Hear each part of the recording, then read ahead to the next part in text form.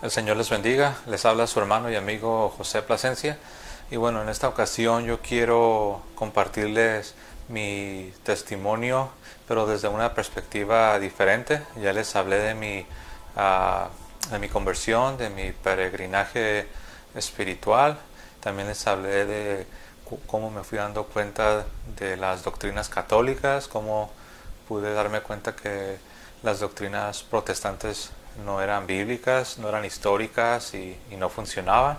Y ahora les quiero hablar un poco acerca de mis temores, de mis retos, de un poco de lo que fue mi travesía, mi viaje, mi búsqueda. Lo trataré de hacer de manera breve. Y bueno, primeramente yo quiero platicarles que yo, yo asumía yo asumía que la Iglesia Católica estaba mal, para empezar. Yo no había tomado tiempo para investigar, yo no había leído el catecismo de la Iglesia Católica, yo no había estudiado la historia de la Iglesia, yo no había estudiado lo que se conoce como la Reforma Protestante.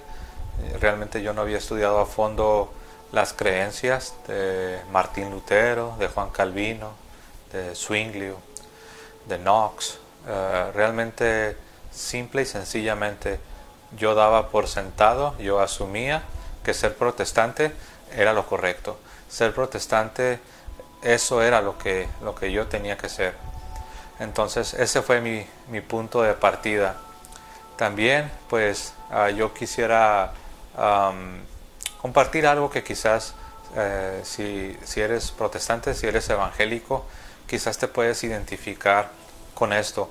Yo había crecido en un hogar católico, pero más que nada cultural, más que nada tradicional o nominal. Realmente no era una familia católica realmente practicante. Me refiero de estar cada domingo, si es posible, entre semana, estar en misa, o ni se diga asistir a misa diaria, que sería lo ideal si te es posible. Pero no estábamos nosotros realmente, no era un catolicismo fuerte, realmente no me había tocado crecer viviendo un catolicismo fuerte, un catolicismo que se practica, que se vive, un catolicismo donde se puede realmente saborear y vivir lo que es la hermosura de la fe católica. Esa no había sido mi experiencia. Entonces, cuando yo pensaba en el catolicismo, yo lo estaba de manera automática e inconsciente, yo lo estaba igualando a mi experiencia creciendo como un niño, que había sido un catolicismo débil, que había sido un catolicismo anémico, pobre. Entonces, para mí esas dos cosas eran eso es como lo que te mantiene alejado del catolicismo. Si creciste en un hogar similar al mío, esas van a ser razones poderosas para mantenerte como protestante, y de alguna manera sientes que eso te asegura que estás en lo correcto, que estás en la verdad. Entonces, pero esa fue mi experiencia. Yo asumía que era obvio que el catolicismo estaba en error, y cuando yo pensaba en el catolicismo, como yo lo desconocía, como yo verdaderamente ignoraba lo que era el catolicismo, pues mi único referente, mi única referencia era mi experiencia. Que sabemos que la experiencia es algo subjetivo. La experiencia es algo que no es lo mismo. O sea, si mi experiencia fue de un catolicismo débil, un catolicismo anémico, no significa que esa fue la experiencia de todos los católicos. No es así, porque hay familias que son fuertes en la fe, hay católicos que han crecido realmente con lo que es verdaderamente la Iglesia Católica. Entonces, esas cosas para mí representaban un freno, algo que me mantenían a mí lejos de pensar en la mínima posibilidad de volver a la Iglesia Católica. Y la verdad es que pues yo, en una palabra, yo ignoraba, era ignorancia lo que había en mí, yo ignoraba lo que verdaderamente era el catolicismo, lo que era la Iglesia Católica. Tenía prejuicios. Imagínense 20 años escuchando ataques a la Iglesia Católica desde los púlpitos, libros que uno lee, libros protestantes, ideas populares, mitos que uno escucha en videos de YouTube, en páginas de Facebook, en las redes sociales, y uno está siendo bombardeado por todo esto. Cosas que son ridículas y son absurdas, cosas como que la Iglesia Católica es la gran ramera, que el Papa es el anticristo, que la misa no le agrada a Dios, que es una blasfemia porque los católicos creen que se está crucificando a Jesucristo cada vez que se ofrece la misa, cosas absurdas como lo dije, que la iglesia no cree. Entonces, todas estas cosas eran lo que estaba, esa era mi situación, esa era mi experiencia, y ¿se imaginan?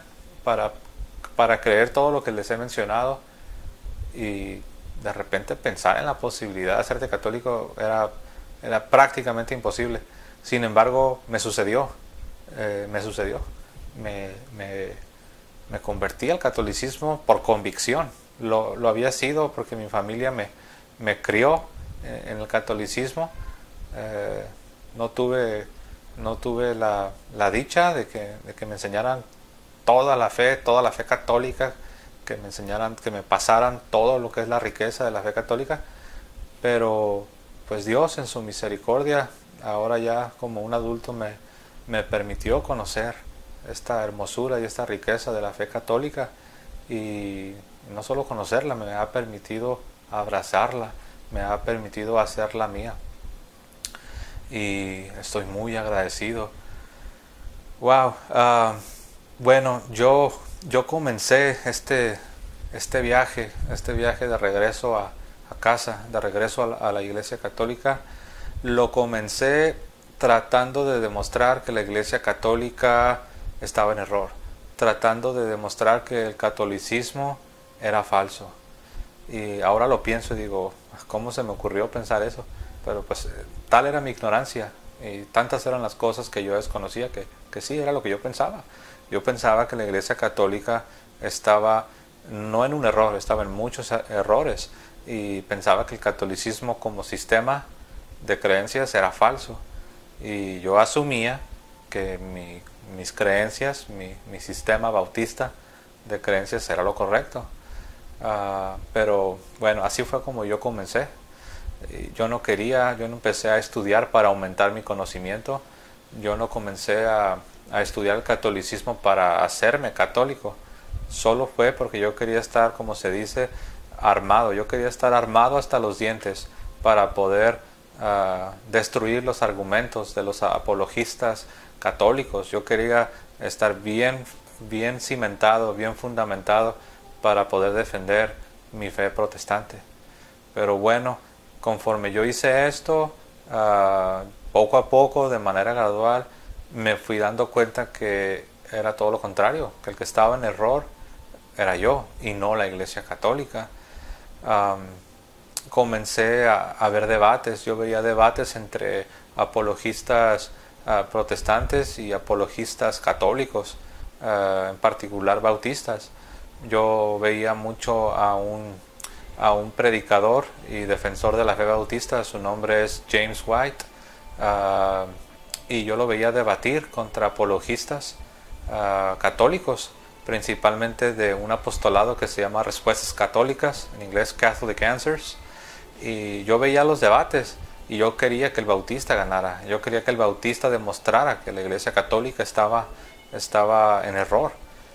Entonces, algo que tienen los debates es que cuando tú ves un debate, tú estás obligado a escuchar a las dos posiciones. Tú estás obligado a escuchar a los dos, no solamente tu posición, no solamente lo que tú crees, sino lo que el otro cree. Y eso es algo que muchas veces no estamos dispuestos a hacer. En cualquier otro formato, aparte de un debate, no nos gusta escuchar al otro. Solamente nos gusta demostrar que estamos en lo correcto. Nos gusta destrozar a nuestro adversario y nos gusta indirectamente hasta humillarlo, demostrar que él está en error.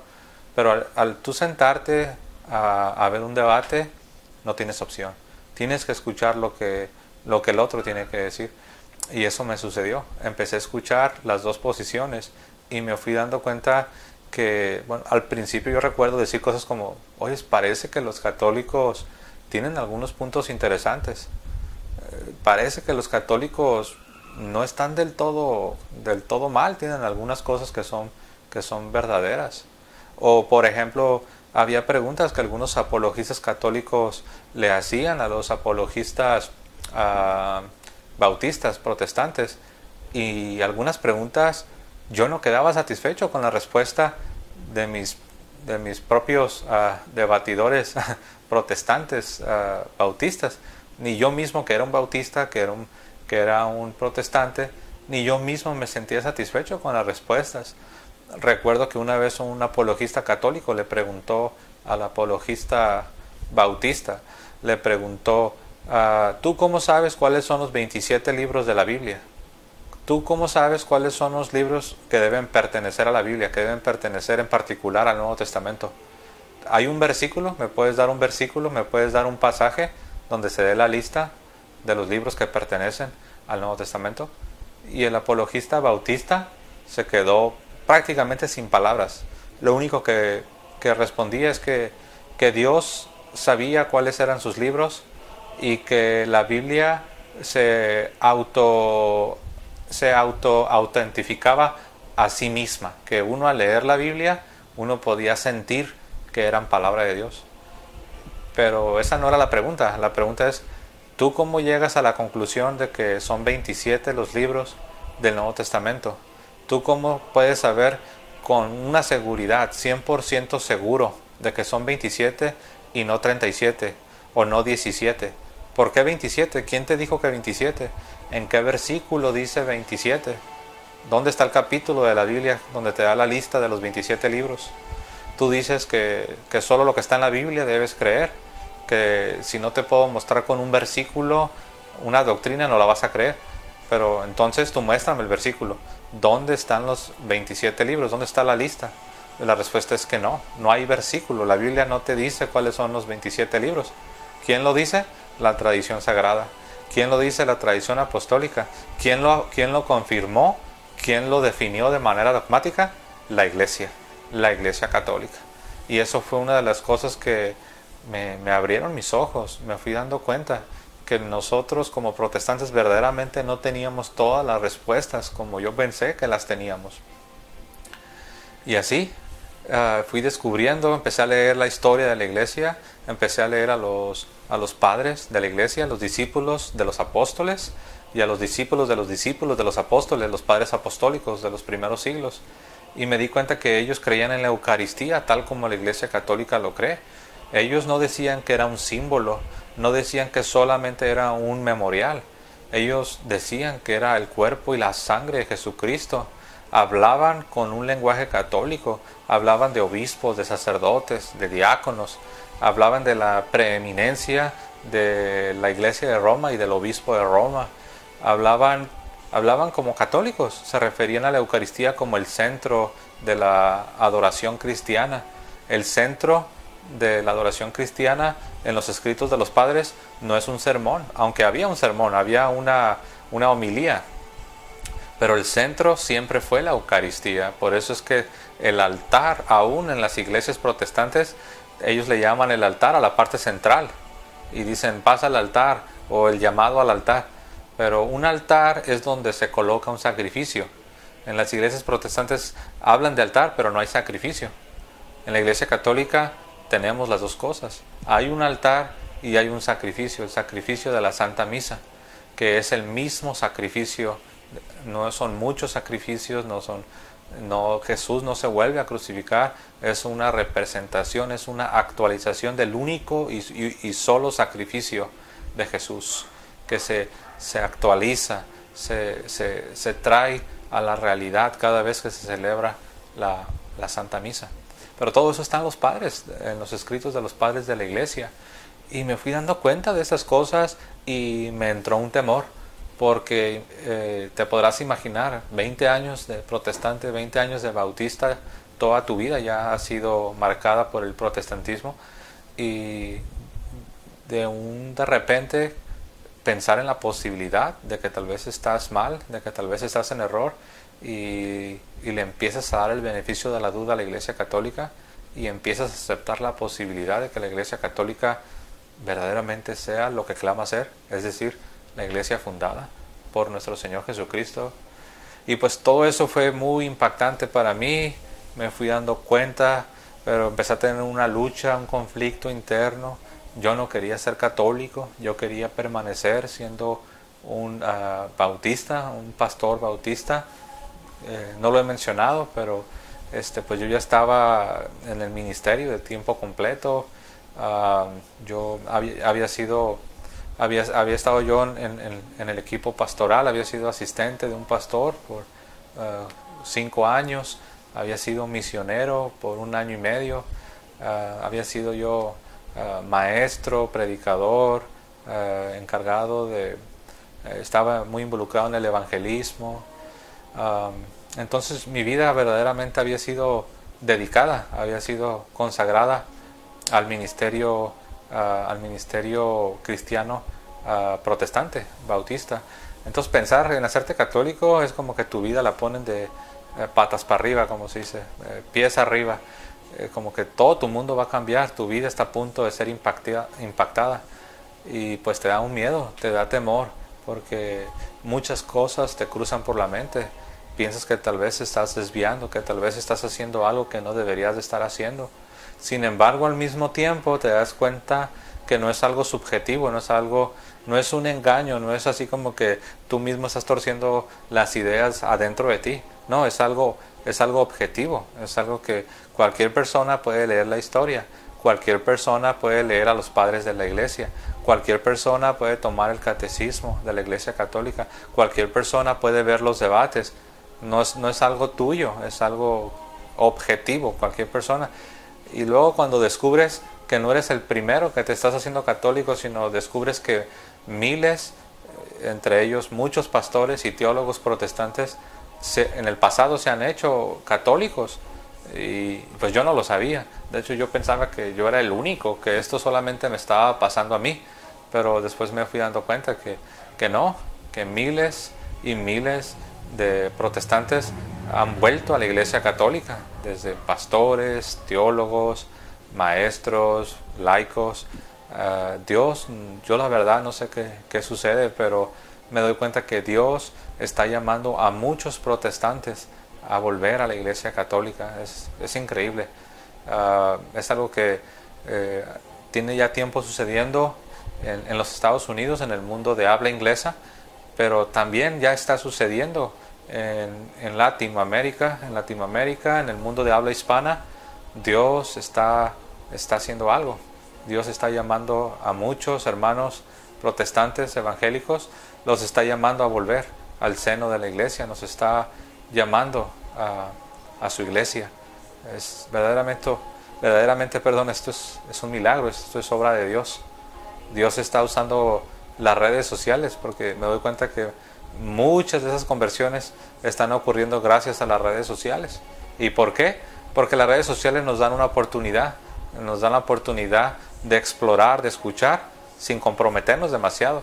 Podemos estar en nuestro hogar, en la sala de nuestra casa, y podemos estar viendo el YouTube, podemos ver videos, podemos ver debates, podemos entrar a una página a ver el catecismo, podemos comparar, cosa que antes no podíamos. Si querías ser católico, pues tenías que ir a una librería católica, comprar el catecismo, o atreverte a hacer una cita con un sacerdote católico. Era más complicado. Pero bueno, todo esto me estaba sucediendo a mí, y me daba un temor, pero a la vez estaba aprendiendo y no lo podía negar. Llega un momento donde no puedes negar lo que Dios te ha mostrado, porque si lo niegas ya es pecar, porque estás rechazando la luz que Dios te está mostrando. Pero yo seguí luchando, de hecho, en un intento desesperado por permanecer como un bautista, como un protestante.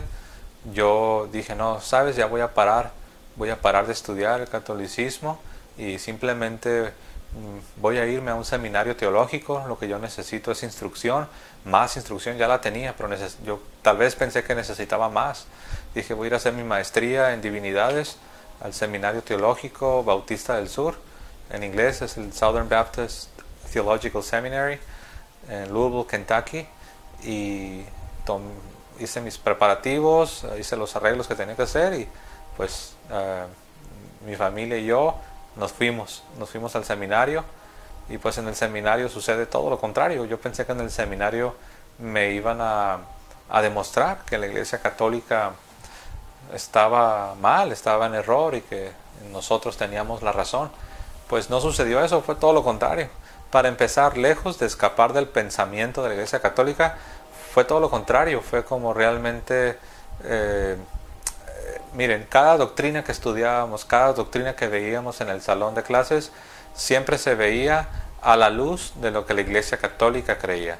Si hablábamos de la salvación, teníamos que ver y demostrar que la Iglesia Católica estaba mal. Primero veíamos qué creía la Iglesia Católica y el maestro tenía que enseñarnos por qué la Iglesia Católica estaba mal y por qué nosotros como bautistas estábamos en lo correcto. Cada doctrina es igual. De hecho, la verdad es que el protestantismo no tiene sentido sin el catolicismo. Es una ecuación que si tú sacas de la ecuación al catolicismo, te darás cuenta que el protestantismo por sí solo no tiene sentido. El protestantismo necesita al catolicismo para justificar su existencia. ¿A qué me refiero? Que el protestantismo nace de la idea de que el catolicismo se corrompió, se echó a perder y que ellos son la restauración, la recuperación del verdadero cristianismo, lo cual es absurdo, porque el protestantismo no es una sola cosa. El protestantismo son miles de cosas, miles de versiones de cristianismo: pentecostés, bautista, metodista, adventista, anglicano, congregacionalista, luterano, y de cada una de estas hay una infinidad de ramas. Entonces, no, me di cuenta estando en el seminario que no, de todo lo contrario, me di cuenta que la Iglesia Católica estaba en lo correcto y que la Iglesia Católica verdaderamente era la Iglesia de Jesucristo. Y bueno, para no hacer la historia más larga, me di cuenta que no podía escapar, que no podía seguir huyendo, que yo verdaderamente ya me quedé desarmado y me di cuenta que tenía que hacerme católico por convicción, que yo tendría que volver a la Iglesia Católica y lo hice.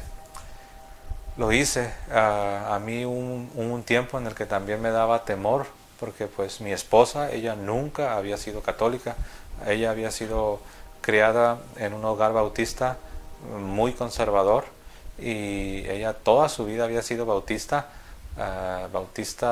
practicante, realmente muy comprometida con su iglesia. Y de hecho pues mi esposa y yo nos conocimos en el campo misionero, yo trabajando para mi iglesia con un misionero y ella llegó como una maestra misionera de los Estados Unidos, llegó a esta iglesia en México y allí nos conocimos y después de unos años pues nos enamoramos, nos casamos y bueno, entonces mi temor era que iba a pasar con mi esposa, que iba a pasar con mi familia, porque era casi imposible, se necesitaba un milagro para que mi esposa se hiciera católica. Entonces pues yo compartía con ella, yo iba compartiendo con ella conforme yo iba aprendiendo, pero ella siempre iba como que atrás de mí, siempre un paso atrás de mí, yo era el que iba siempre más adelante. Entonces me daba temor, yo no quería destruir mi matrimonio, no quería dañar a mi familia, porque yo entendía que mi responsabilidad número uno como hombre es mi vocación, soy un hombre casado y lo más importante es mi familia. Entonces ese era mi temor. Entonces lo que yo comencé a hacer, yo no la presioné, yo no le insistía demasiado, compartía y si me escuchaba pues seguía compartiendo.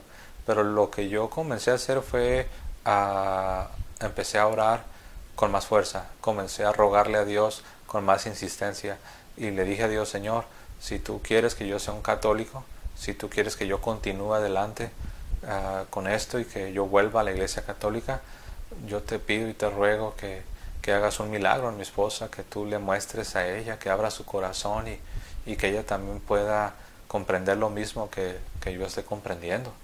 Te pido por la conversión de mi esposa, si esto es tu voluntad. Y pues sí, Dios respondió. No pasó mucho tiempo cuando mi esposa empezó a tener más hambre y más sed por aprender y hacerme preguntas, y después ella sola estudiando y leyendo. Ella ya comenzó ya de manera más activa en su viaje, en este descubrimiento de la verdad. Y quiero decir algo acerca de la verdad. Es muy común escuchar decir que se dice, por ejemplo, nosotros sabemos que Jesús es el camino, la verdad y la vida, y que nadie viene al Padre si no es por Él, lo cual es verdadero, es palabra de Dios. Sin embargo, es común escuchar que muchos dicen: no, yo solo Jesús. Tú me estás hablando de religión, tú me estás hablando de iglesia, tú me estás hablando de teología, tú me estás hablando de doctrina, yo solo Jesús. Y no se dan cuenta que lo que dicen, con todo respeto, es absurdo. Porque todo mundo puede hablar de Jesús, hasta los demonios pueden hablar de Jesús. Los testigos de Jehová hablan de Jesús, los mormones hablan de Jesús, las sectas más radicales hablan de Jesús, hasta los musulmanes hablan de Jesús. Pero ¿Jesús qué? O sea, ¿qué significa? No nomás es decir yo creo en Jesús y Jesús es la verdad. Todo el mundo puede decir eso. La pregunta es: ¿cuáles son las doctrinas que Jesús enseñó? ¿Cuáles son las enseñanzas que Jesús dejó? ¿Cuál es la iglesia que Jesús instituyó? ¿Cuáles son las verdades que yo debo creer y yo debo aceptar y yo debo vivir y debo enseñar y debo defender? Porque hablar de Jesús y decir que Jesús es la verdad suena muy bonito, pero eso no es todo. La pregunta es exactamente qué es a lo que te refieres. Entonces, sí es cierto, debemos tener una relación personal con Jesús todos los días y debemos de todo corazón seguir a Jesús. Pero para poder seguir a Jesús, yo necesito estar seguro de las doctrinas de Jesús. Para poder seguir a Jesús, yo necesito también estar seguro de que estoy en la iglesia de Jesús. Para poder seguir a Jesús y amar a Jesús y tener una relación personal con Jesús, yo necesito saber qué son aquellas cosas que Jesús le dijo a sus apóstoles y que les dijo: vayan y hagan discípulos a todas las naciones, enseñándoles todo. No dijo algunas cosas. No dijo solamente díganles que Jesús los ama. No, dijo enseñándoles todo lo que yo les he enseñado. Entonces, para poder seguir a Jesús y amar a Jesús y tener una relación personal con Jesús, yo necesito no parte de la verdad o una pequeña fracción de la verdad. Yo necesito toda la verdad. Yo necesito todo lo que Jesús reveló y enseñó y encomendó a su iglesia. Yo lo necesito. Entonces, por eso es importante que tú persigas la verdad y busques la verdad. ¿Crees en Jesús? Excelente. De verdad te felicito con todo mi corazón.